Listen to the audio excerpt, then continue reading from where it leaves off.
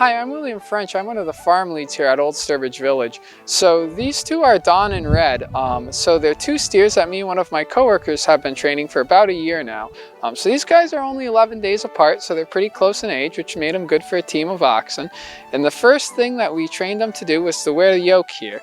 And once they did that pretty well, we taught them how to go forward and how to go back. And also how to make right and left turns. So those were important things. Then we put a stick between the yoke there, and that represented the tongue of a cart. So after they had mastered walking around with that and not tripping over it, we moved them to a steel chain. And that steel chain took a little bit of getting used to because of all the noise it makes. And once they had gotten good with that, we put them on a stone boat and started hauling some heavier things around. Once they got some muscle built, we started going back to the chain with the logs and whatnot. And they've been doing really good with that. Hopefully towards the end of the year, we'll start to get these guys on a cart if they're tall enough. And we'll start in their real work at the museum here. Their real job will be to move hay around. So one of my favorite stories about these two is actually about Don there.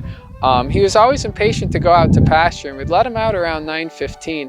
One morning at 9:10, we all heard a tremendous crash and turned around and found that Don had decided to let himself out to pasture and had attempted to jump the gate. When we turned around and saw him, he acted like he had been caught and quickly got himself off it and zoomed out to pasture. So after that, we decided to move them into the actual pen, because if they're tall enough to escape, we should put them in a different pen.